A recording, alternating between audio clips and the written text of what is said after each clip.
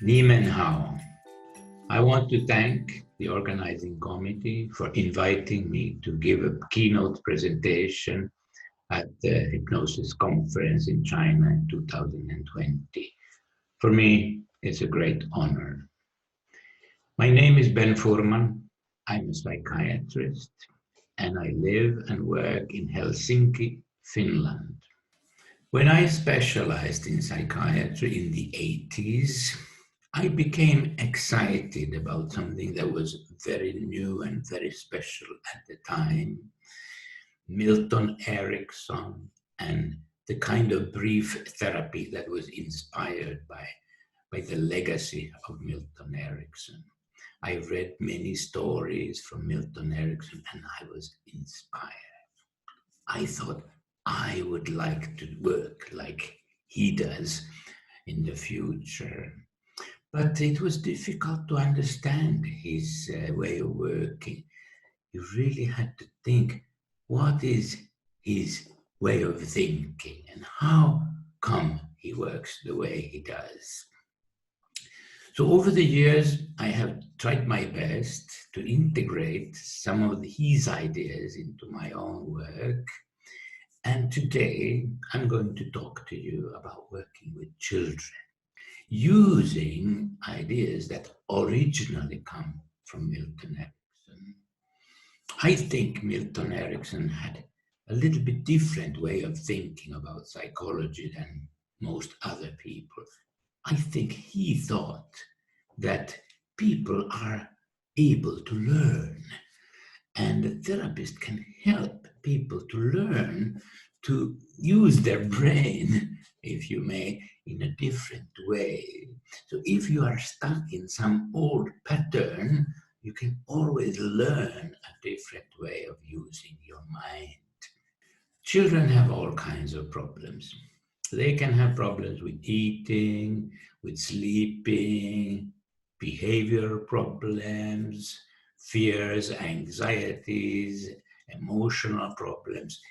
There is so much different problems that children can have, and parents usually don't know what to do, so they bring the children to experts, to psychotherapists, to family therapists, to hypnosis experts, and we have to help them deal with those problems.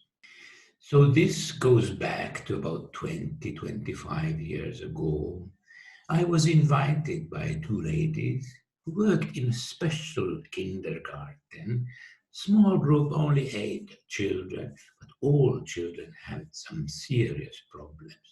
So serious problems that they could not be in a normal kindergarten.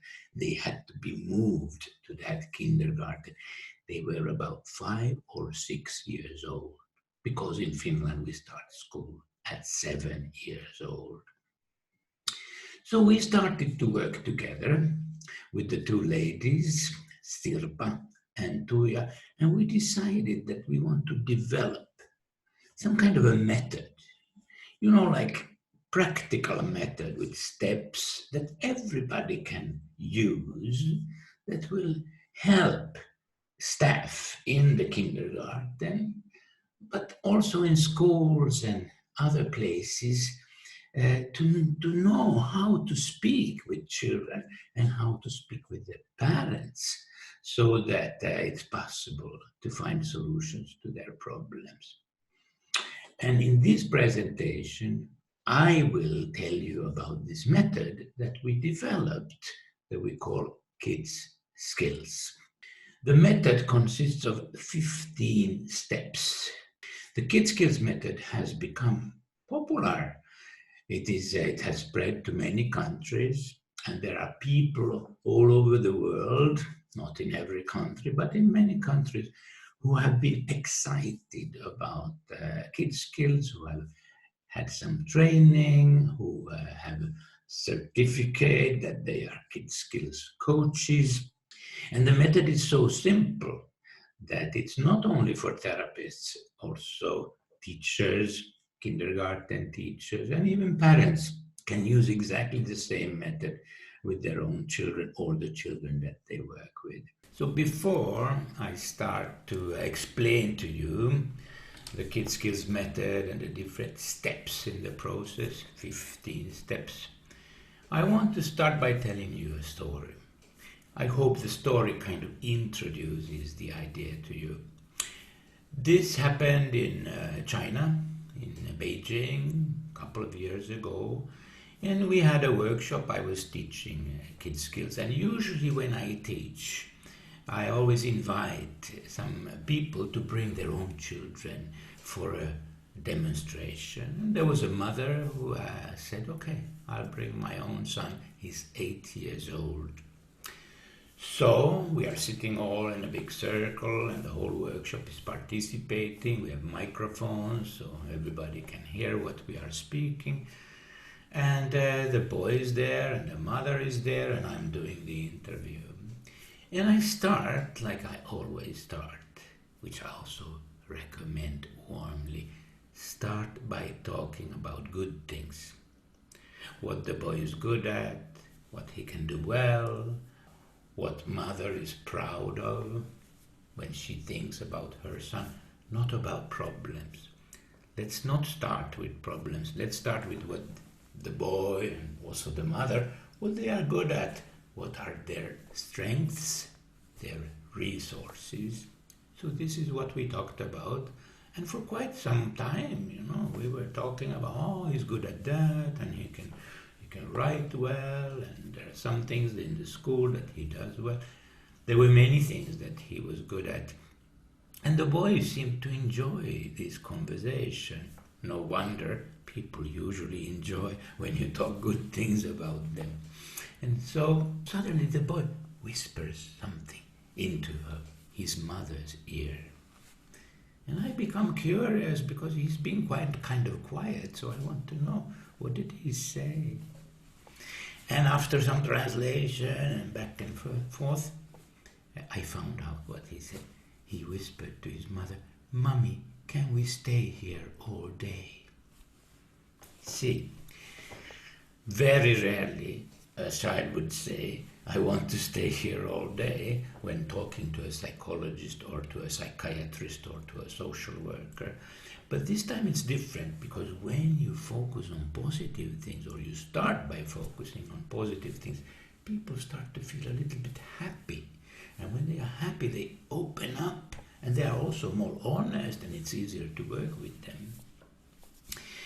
So after a while, I then asked the mother, okay, so what would you, and your son has learned so many things, what more do you want him to learn?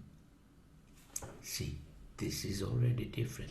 I didn't ask what problems does your son have, or what are you unhappy about, or what are you worried about. I didn't. I said, what more do you want your son to learn? Like already he knows much, but what is the next level in his development according to you? And you know what? Before the mother had time to answer, the boy says, suddenly, "I bite my nails." This is something that happens quite often, that when you talk about strengths and abilities, so people become so open about their problems that this boy kind of volunteered and said, "I bite my nails." So I thought, I want to talk about skills. I don't want to talk about problems. And biting your nails is a bad habit, so that's a problem. So I thought, what is the skill that he needs to learn so that he doesn't bite his nails? And I said, oh, so do you mean that you want to learn to grow your nails, to have nice nails, to take care of your nails? I said, to grow your nails. And he said, yeah. And his mother kind of nodded. So now we are talking a little bit differently. We are not talking about the bad habit of biting your nails. We are talking about the skill to learn to grow your nails. And so off we go into how can you learn such a skill. So I said, and this thing I learned from Milton Erickson, I said, you know, it's very difficult to learn to grow all the 10 nails at the same time. Maybe you should choose one finger and let that nail grow first. And then when you succeed with that one, then you can grow 2 nails or 3 nails or even all 10 nails. And I said, so which fingernail do you want to choose? And he looked at his hand and he said, the thumb. I said, you have 2 thumbs, you can choose which one you want, the left one or the right one. And he looked at his thumbs again and he's like, this one. See, I'm giving choice. This is also a therapeutic technique that all therapists in the world should use a lot, because when children have a chance to choose, and I am not deciding, your mother is not deciding, you are deciding what you want to do. So then the motivation is much better to doing the change. Then I said, when you have succeeded in growing the nail, would you like to celebrate your success in some way? Because I think in order to motivate children to change, they have to feel proud and they have to feel good about the change so that the change will continue. And he said yes. I started the conversation about how they could celebrate, maybe mother and son together. And it was my idea. I said, maybe you could celebrate by cutting the nail with scissors or with a clipper. And there, again, I had the possibility of saying, do you want to cut your nail with the scissors or do you want to cut your nail with the clipper? And he said, with a clipper. See, again, a wonderful little opportunity to let the child make decisions. And so off we go, developing an idea. And the idea was that they would celebrate at home, just mother and son, and he would cut his nail, not mother, but he himself would cut the nail with a clipper. And then I said, does your mother have a video in the phone so she can film this fantastic event? And then yes, that was possible. And of course I had to say, would you send the video to me when you have done it, because I would be so interested in seeing that when I'm in Helsinki, Finland, back home. And a couple of weeks later I actually got that video, and I thought I'd be happy to show it to you. 看我的大拇指长出来了。哇，好棒啊，真的好棒，你竖起来给妈妈看看，真的好漂亮，这样，哦，哇，真的长出来了，好棒啊。那我要开始自己剪了。好的。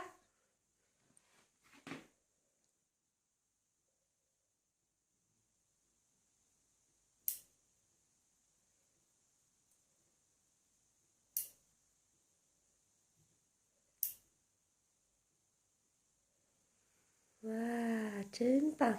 要看这边。Now you already have a rough idea of what KidSkills is all about. You can easily find more information about this method. I have written 2 books that have been translated into Chinese language. And in addition, I have created an app. It's free and it can be downloaded to iPhones and to Android phones. And in this app, you can basically learn the steps of KidSkills, and you have a catalog of all kinds of children's problems. If you click on the catalog, you see the different categories. You click on the category, you can see different problems that belong to this category, and you can read a little article about each problem where I explain what skill the child possibly could learn in order to overcome that problem. And this has been one of the most difficult parts of KidSkills. Everybody knows what the child's problems is, but has difficulty in figuring out what skill the child needs to learn in order to overcome that problem. This app helps you to be creative in finding such skills. I would like to present my theory, my thinking about what is important in working with children. And I think there are 3 things that are super important when you work with children. The first thing is how you talk with the child, with the parents, in such a way that by talking in this way, the child and the family becomes very optimistic and hopeful. This will be possible to change. So you create an atmosphere of hope.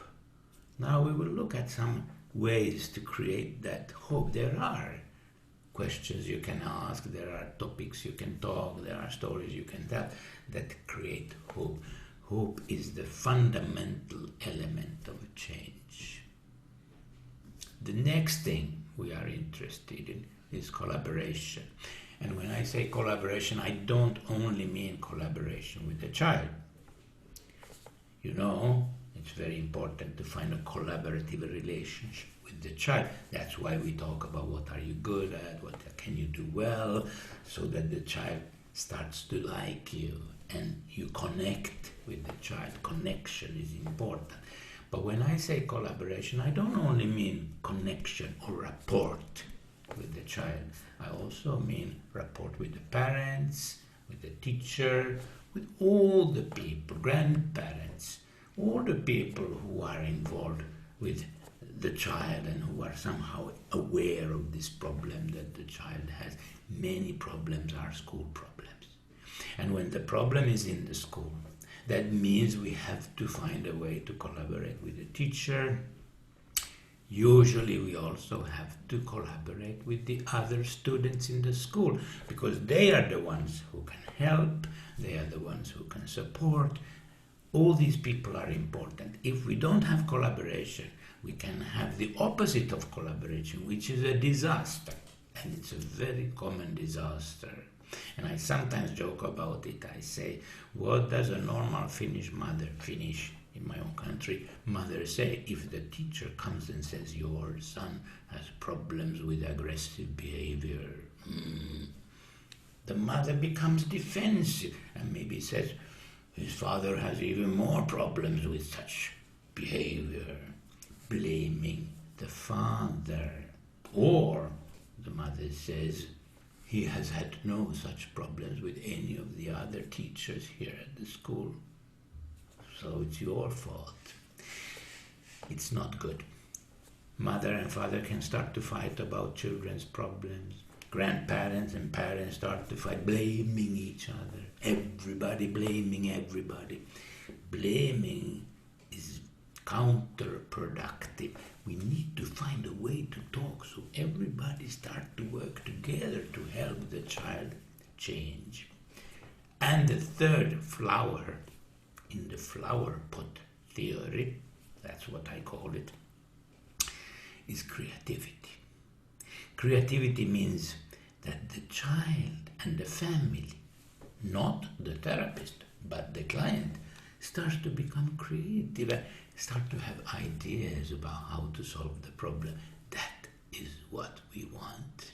But we cannot have that without first having hope, and then having collaboration, and then we can start to have ideas from the child, from the parents, what to do to solve the problem. We want them to solve the problem. We just facilitate. Our job is to facilitate a conversation that allows these 3 flowers to bloom: hope, collaboration, and creativity. So let's go through the steps of Kids Skills. Step number 1 in Kids Skills is think about what skill the child needs to learn. You can ask the child, what skill do you think you need to learn? You can ask the parents, what skill do you think your child needs to learn? Very often when you ask what skill the child needs to learn, they don't answer. They tell the problem. He doesn't sleep. He doesn't eat. She hits other children. She is afraid of spiders. They tell you all the problems, even if you ask for a skill. So you have to help people to start to think. This one boy, his mother said, I want to try these kid skills with you. So do you have some problems that we can work with? The boy said, yes, I am afraid of dogs. He didn't have so many problems, but he was really afraid of dogs. So then the mother said, but this method, kid skills, this is not really about problems. So what skill do you need to learn so that you will not be afraid of dogs anymore? And the boy thought only for a little while, and then he said, Mommy, I think I know what skill I need to learn. I need to let the dogs come close to me and to sniff me. So the child was able to think what skill he needs to learn. If a child is aggressive to other children and you ask the child, what skill do you need to learn so that you are not hitting other children anymore? It's not good to hit other children. So the child will think, and maybe the child can answer, or maybe you can help, but maybe something like, I need to learn to calm myself down when I get angry, something like that. I need to, when then I can calm myself down. That is a skill that you need to learn. Or maybe the skill is, if I get angry at another child, I go to an adult and I say to an adult, I am angry, he's doing stupid things to me.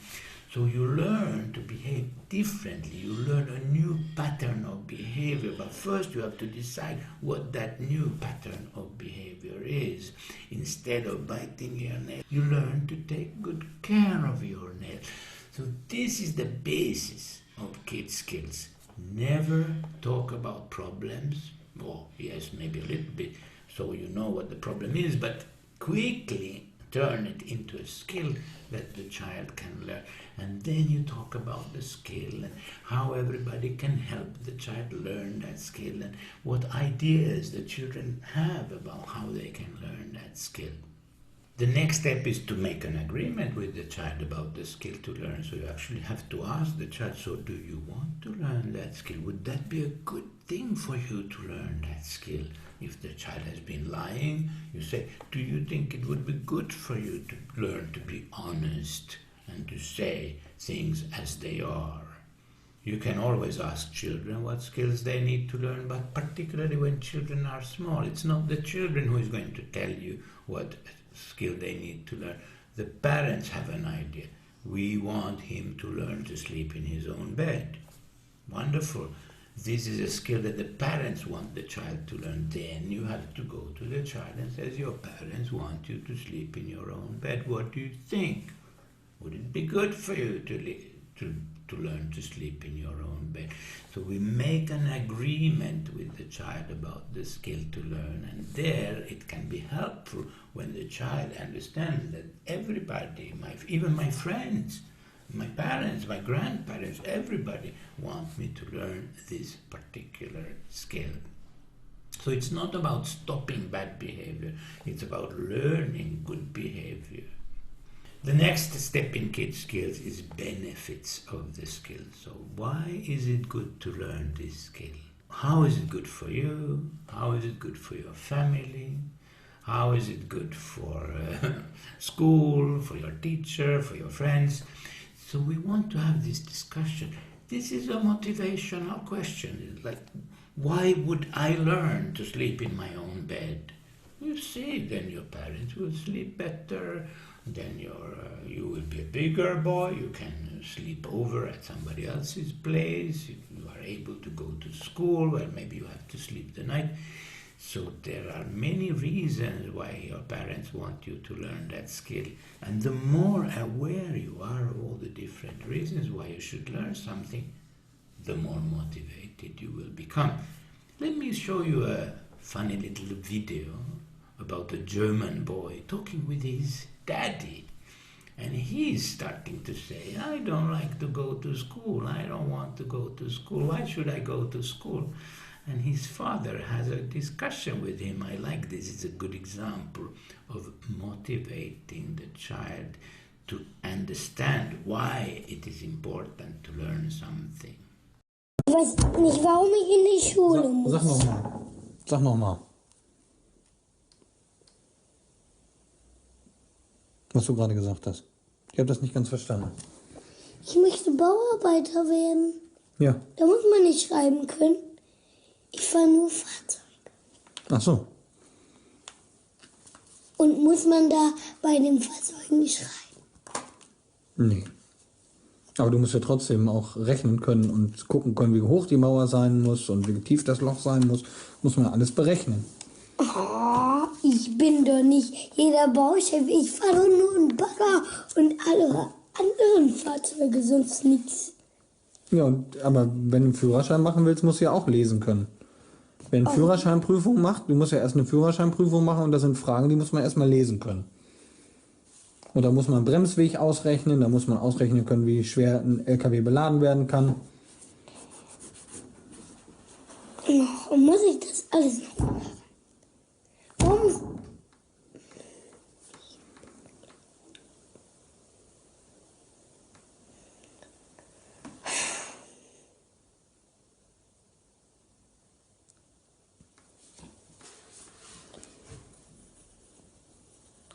So now we move on. The next step in Kids Skills is giving a name to the skill you want to learn.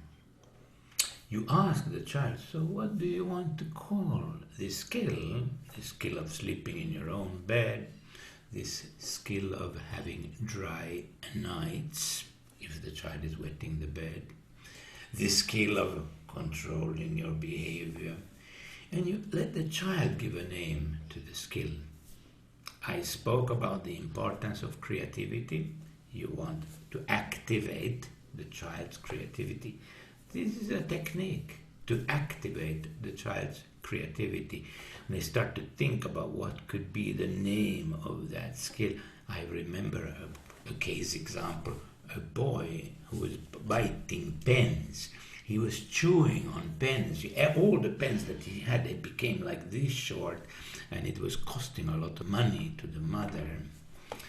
And his problem was called beaver, because he was like a beaver, chewing on the pens. And he was not only chewing the pens, he was also chewing his collar and his sleeves.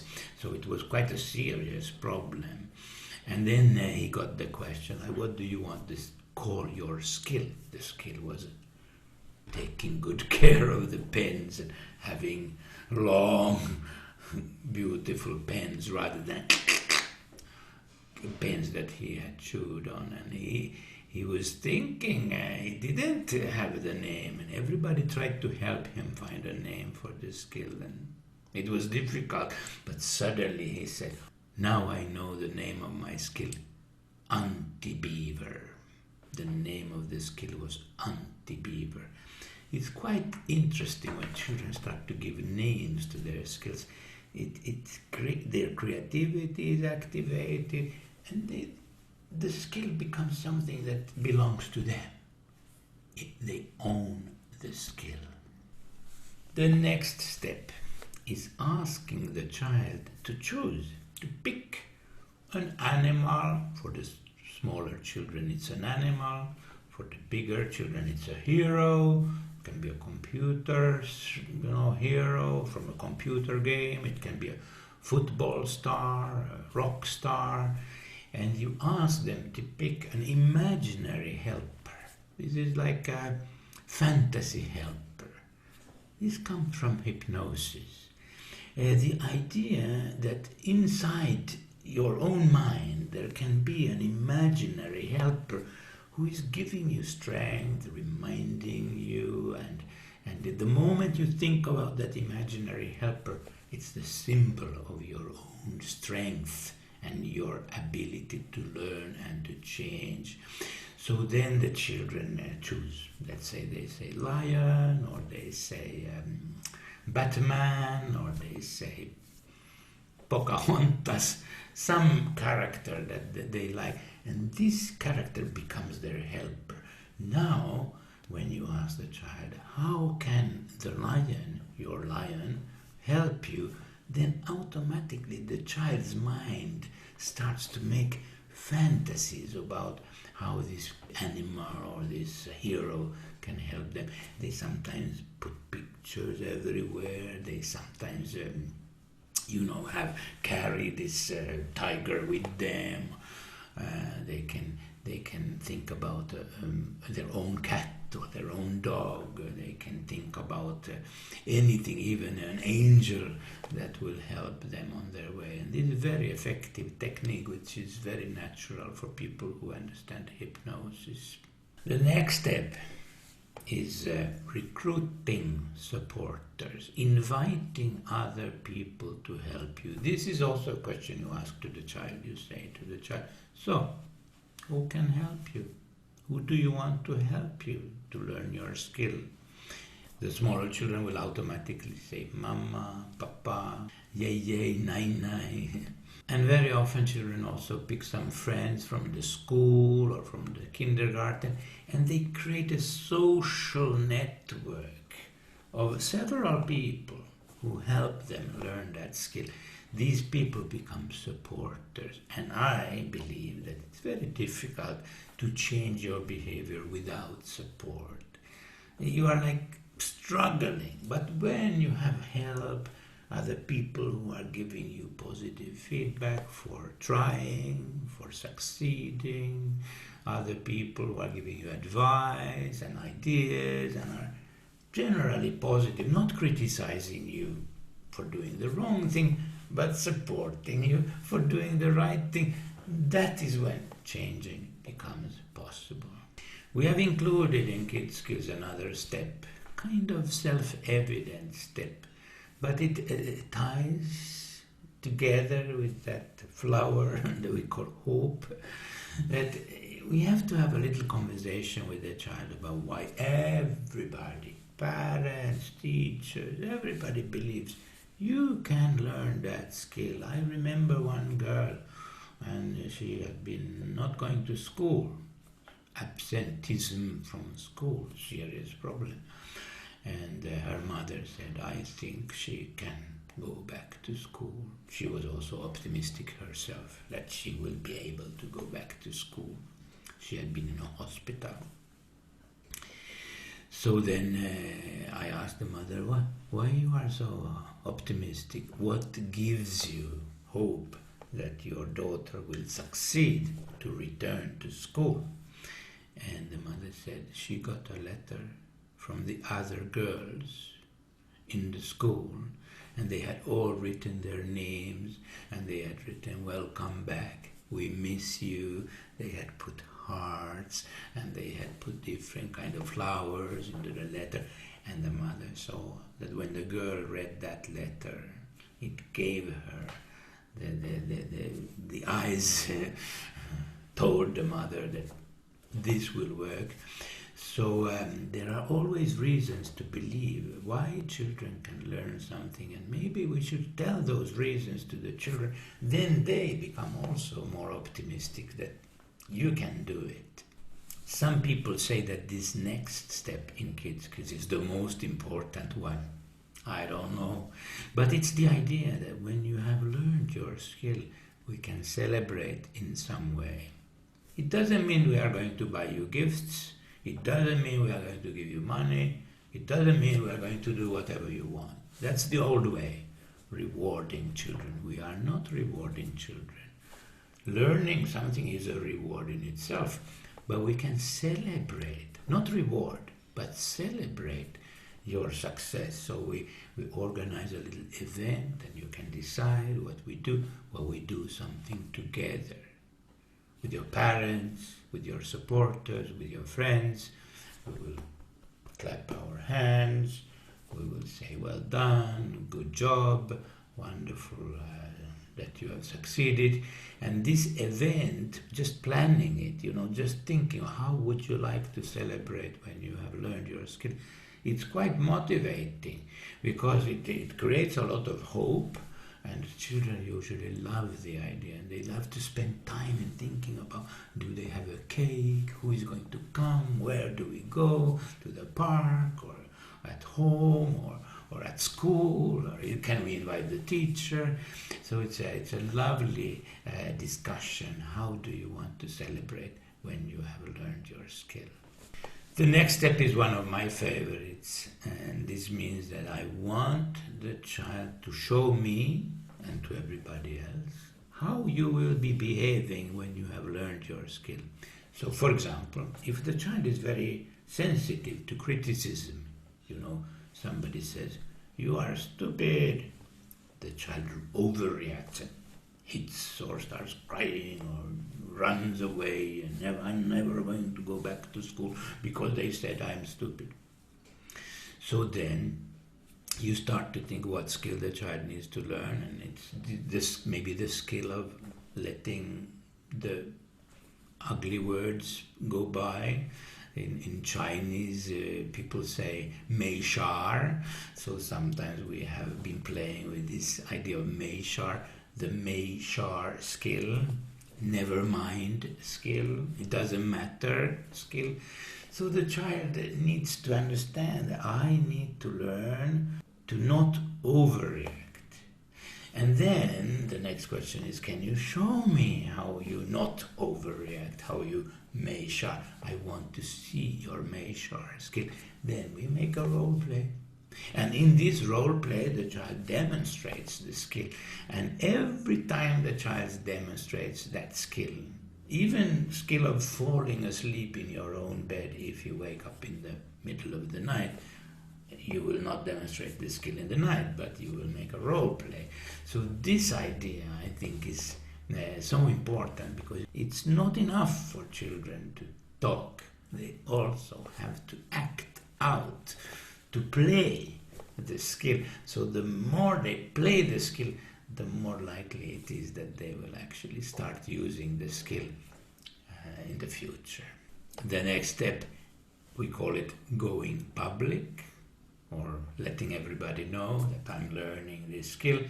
This is something that we learned many years ago, that we actually, the children in the kindergarten, they had a poster on the wall. And on that poster there was the name of the skill they are learning, there was the picture of their power animal. So this skill learning thing becomes quite a public affair. It's not something that happens in the therapeutic office. It's something that happens out there in the school, in the home, and everybody should know about it. When you talk about problems, you don't want people to know about problems. It's like shameful a little bit. But when you talk about skills, it's okay. Everybody can know that I'm learning this skill. Skill is something to be proud of. Problems are something people are often ashamed of, but skills they are proud of. And when everybody knows what skill you are learning, then the whole community, the whole village, the whole school, the whole class, everybody can support you and help you learn that skill, and you can feel proud.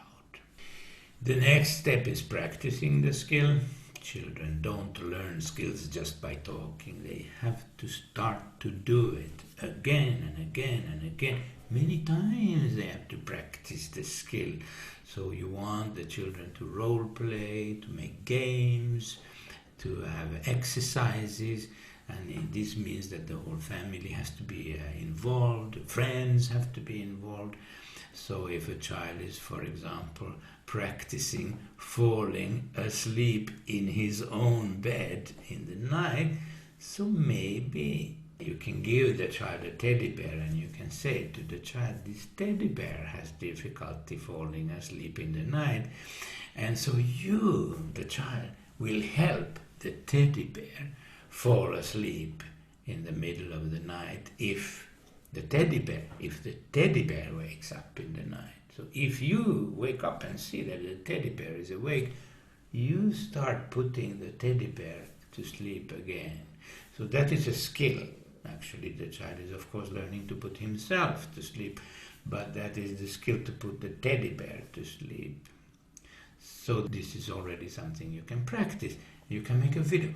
When the children are practicing a skill, you can make a video of that practice, and then the child can see the video, and in that way the brain starts to get suggestions that it's possible for you to change your behavior. The next step is reminding. When children start learning a skill, they don't learn it immediately. Yeah? They fall back to the old behavior pattern again and again.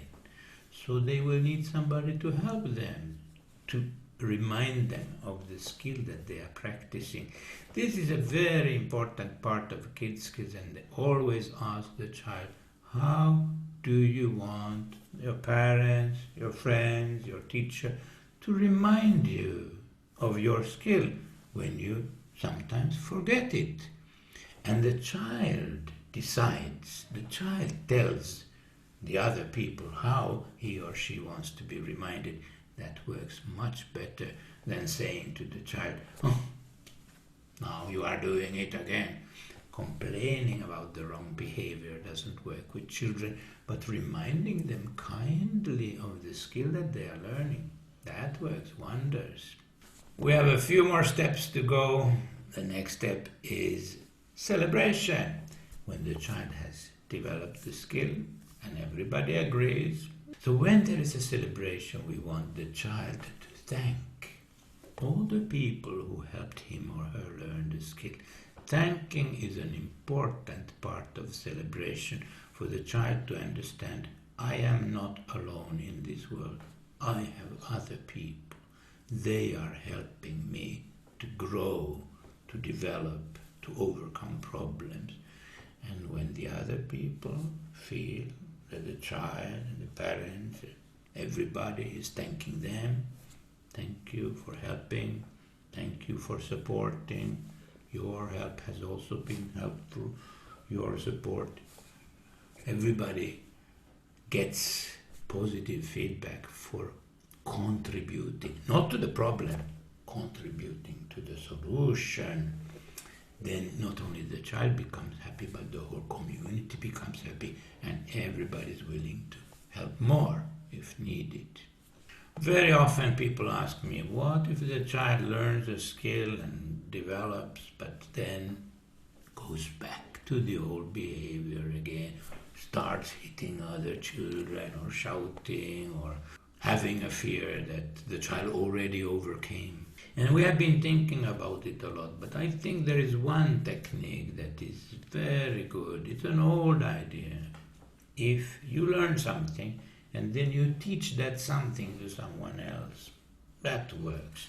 Because when you start to teach it to someone else, you learn it a little bit on a deeper level. So that's what we always want to do. When children learn something, we always go like, okay, now you can do this. This is fantastic. Can you help another child learn the same thing? Maybe a younger child or your sister, or maybe even you can teach your skill to your father or to your mother. Sometimes parents also need skills to learn that the children can help them to learn.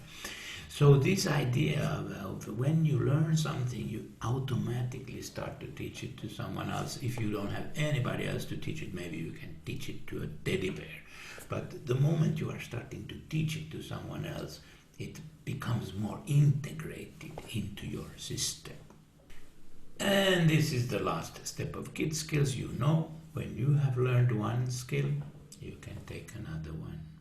It's almost like when you finish one class in school, you can go to the next class in school. That is the idea. Children understand this idea. I have learned now to say good things about myself. My next skill is I want to learn to say good things to other children about them. So you are learning all the time. And when you have learned one skill, you can go to the next skill. And this automatically also makes us understand that when children have problems, they often have many problems, not only one problem. So you can also look at the different problems that they have and understand, oh, there is many skills for this child to learn. And you don't always have to start with the most difficult one. You can start with a simple skill so that the child has a experience of success and you take the more difficult skills later. Before we end our keynote presentation, I would like to show you a video where you can get an idea of how children respond to this kind of way of working. When you watch the video, pay attention to how the different steps of kid skills are presented in the child's story. 好，我们可以开始了吗？可以了。你用儿童技能讲法帮助你学习了什么技能呢？学习了一个叫当众讲话的技能，因为我原先很胆小，就是怕，上台演讲的时候发抖，然后就演讲不好。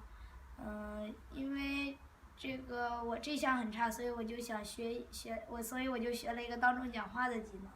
那你给这技能起名字了吗？叫什么呢？起了，叫白菜技能。白菜技能啊。那学习这个白菜技能对你有什么好处呢？第一个好处是，让我在班里能出个名头。然后呢，第二个好处是在我爸心目中能以我为荣。那学习这个技能的时候都有谁帮助到你呢？有我们的老师，还有我几个铁哥们儿，还有全班的同学，然后还有我的家人。你有魔法宝贝帮助你吗？有，魔法宝贝叫孙悟空，因为这个孙悟空他胆子特别大，去哪儿都是那么大胆。然后呢，因为我特别胆小，所以我想学习他。你都是怎么练习掌握这个技能的呀？就是上台演讲，然后呢，每一次上台演讲的时候，我都是第一次上台演讲，然后我拿着稿，然后呢对着全班同学，然后呢还是说不出来，然后我就把他们当成每个同学都当成大白菜，然后无视他们，然后之后我就有一些自信心，然后才勉勉强强说下来那一次演讲。还有别的练习吗？还有一个是本学期的，然后就是有一次老师让我们